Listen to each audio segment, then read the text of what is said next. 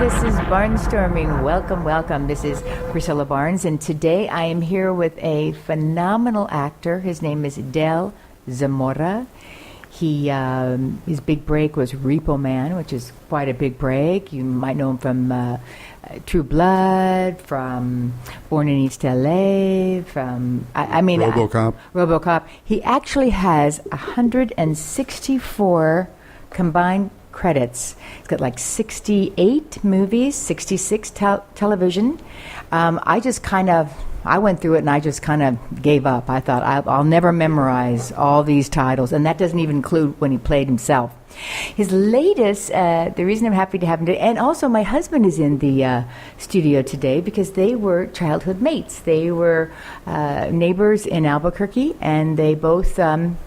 I would imagine acting was the furthest thing from your mind in Albuquerque. I don't think we were thinking about acting at all.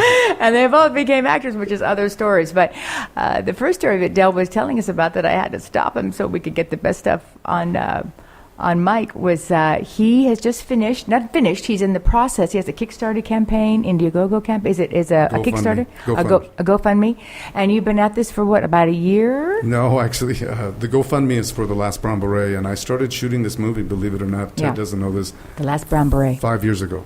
Oh, it was 5 years ago. Shot it in pieces, and it doesn't look like it, which I feel really very lucky, and I give total credit to our female DP, Hilda Mercado, who is just a genius. She really is responsible for the look of this movie and made it. It was always going to be a good movie with good performances, but I think she made it into art. And who actually wrote it? Were you co-wrote it? It's based on a play called The Last Angry Brown Hat. That's right. Right. That toured the country, played the Smithsonian Institute, George Washington University, Yale University, Notre Dame University, UC Berkeley, UCLA, USC. Quite a few schools. I think 187 universities. I think you've covered all the main ones. all the important ones. Right. We were in Colorado too, where Ted went to school, but we actually did it at the Paramount Theater in Denver, which is a big house. So you bought the rights 5 years ago. Right. I actually had the rights about 9 years ago, and there was a battle for the rights because there's such little product that can be produced for Chicanos, Mexican Americans. So whenever anything comes along, it becomes a feeding frenzy because everybody recognizes that this is something good. Mm-hmm. And so unfortunately, that sort of happened with this. So I ended up with the rights, though, after a protracted battle. And I knew that a lot of people don't realize I went to film school at UCLA. Mm-hmm. Even though I'm well recognized as an actor, and that's what I'm identified as. I had shot a movie, I had lit a movie, I had edited movies, I had run sound on movies. I think I crewed...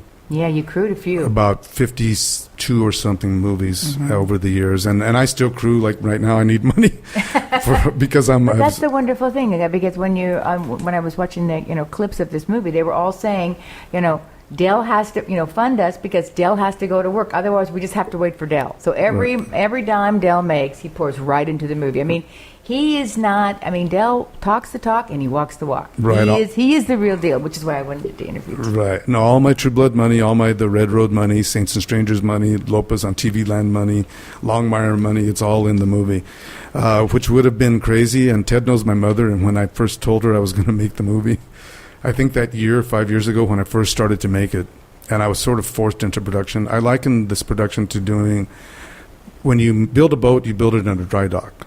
Mm-hmm. And you get it to a certain point, and then you put it in the water and you finish it. You never build it on the water because it's difficult. Well, because of the budget and other situations beyond my control, I had to build it on the water, which required shooting it in pieces. So the nature of the piece, I realized, would allow me to do this because basically most of it takes place in a garage. It's a day of a funeral. It's like the Big Chill. Well, that's a lot better. Yeah, so they have easier for you, right? So they have to reunite for the you see them in the morning getting ready. Oh wow! Then you see them at the church, and you see them at the graveyard, and there's tears naturally, and then Chicanos, Mexican Americans, and Jewish people, and some other cultures, they always have a party afterwards, and part of that is Irish. Part of that is to embrace life, that to understand that the person has passed and that the love is there, but you celebrate the person. And a lot of them, they'll have an altar with the person's photo and some of their belongings, and you're free to take them because the family has decided what they're going to keep, and then the rest will go to Goodwill. But they don't. They feel if one of their friends wants a jacket, they would. Idea. Yeah, so it's a really good thing. So we show that in the movie. So I've never seen that before. So what ended up happening with the movie was that I realized I could do the garage and shut down. Mm-hmm. And then raise more money. Is it your actual garage? No, actually, and I reward people who will reward us. I have 2 female co-producers and 1 man co-producer, and my DP is female. Jenna Urban and Karen E. Wright are the women co-producers, and it's her garage and it's her home. Oh. And what happened is she really wanted me to do it, and she said, I'll pretty much give it to you for free. And I said, well, we need to pay you something, and we should pay your utilities and everything, but Simi Valley just seems very far away. No, you didn't tell me that part. So I took a trip out there, and I looked at the garage. Lots of Black Widows. It's really hot. It's the Black Widow capital in California. And it's the safest, though. Yeah, more cops live there. It's like the third. Right. But I had a couple actors that work a lot, Danny Mora and Randy Vasquez. Randy was a series regular on JAG, and I thought, I'm not paying them anything. They're going to drive out here. And I was looking for garages, and it was pretty quiet out there too. And then I asked her, they're all hiding from the cops. Could I shoot in the house also, because I want some of the scenes in the house? And she said yes. And so pretty much I would have got it for free, but I paid her $100 a day and paid the utilities for the month. And so we shot there, and it's part of the lore of the movie now. When you see the movie, you'll see my character, Rude Boy, sweating profusely. And you'll see the other 3 aren't, but they should be. Because when we were shooting there, the garage scenes, it was 118 degrees. Yeah. There was like a record heat wave that year, 5 years ago. How come they aren't sweating because you had done it in pieces and it didn't match? Because our a couple things, we had 3 shirts of each of them. My character had the same army jacket clothing, and I was supposed to be sweaty. I was drinking and partying, and he's out of control. The person who died, that's like his best friend. He was still in contact with him, where the others hadn't seen him for decades. I'm surprised you didn't pay any of the actors, though. At least $100, because I saw on your bio, will not work for free. Right. And I love that. I went, it's really good. And I thought to myself, not even for your friends, because I've done it for friends. Here's what it is. I owe them, and again, I probably shouldn't say this, but we're so close that if I had to get a loan, I guess I would have to do it. We did time cards on all of them. So we did SAG time cards and everything. And when we were doing looping, we had a bad sound man for 2 days. And that can kill you. I didn't discover it and then fired him. And so we brought other people in. I think sound, just for all people listening to this, because that's what part of this program is educational as well. Sound is the most important thing, and people skim on it all the time, and you just can't use it. And it really hurt us. So we had to do a lot of looping. And thank God my guys are good and I was good. And it sounds beautiful. So what ended up happening was I was talking to the co-producer, and I said, so let's get these time cards for this looping, and I think right now we owe the actors like $18.5 I think it's going to be about 20. And the 2 techs there at Advantage Audio turned to us, and they've seen a lot of the movie by the time, and they said, how did you get these actors? You haven't paid them anything? And I said, no. And they're like, how do you do that? And I said, well, they're Mexican-American, and no one ever gives them a lead role ever. Yes. These are lead roles. These are amazing roles. As far as they're concerned, and that's what's, I find this amazing.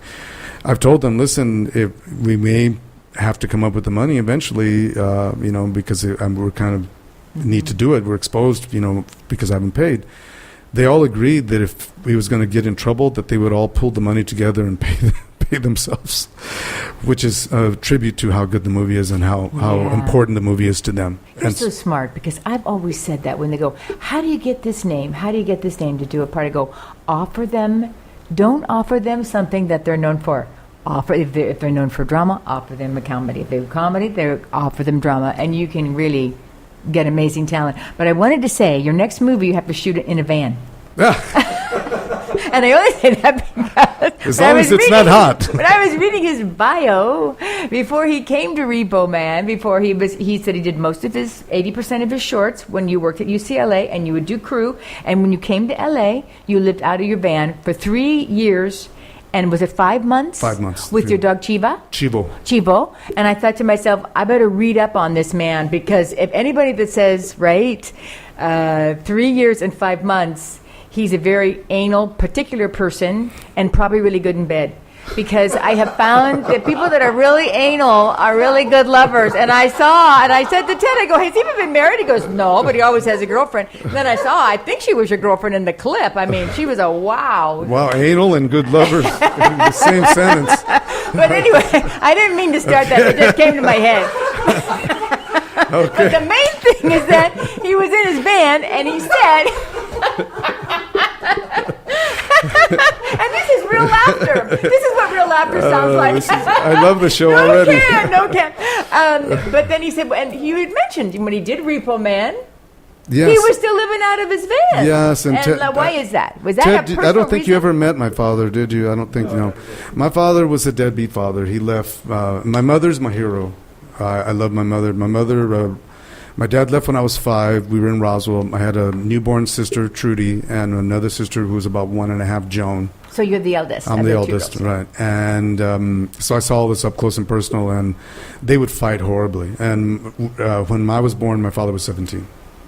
Oh, so he was actually married to my mother when he was 16 and she was 22. Sorry, Mom. So she was an older woman. Yes. They actually went to Carrizozo because his father had to sign off. Who's Carrizozo? Carrizozo is another town about 85 miles from Roswell. So that's really? Quite a trip that back in those days. Mexico. But what it was is, again, Mom, sorry, but my mom was virgin back in those days, and my grandfather was, you got to be with her, son, and so they got married. They came back. Literally, my grandfather paid for the hotel right after they got married. Then he drove them back, and my mother went back to stay with her parents, and he went back for 2 weeks before they told anybody. Yes. But when they told them, my mother's mother, my grandmother, my maternal grandmother, kicked my father out of the house because my father's family was very, sorry, Zamora family, I love you in spite of it, but they're very wild and very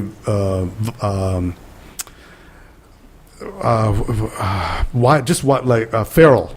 Well, he was screwing an older woman, 5 years his senior. Right. Yeah, and they were feral. My father was married eight times. Now, do you have any kind of relationship with him now? No, he passed away in 1999. My father was a self-described, can we cuss?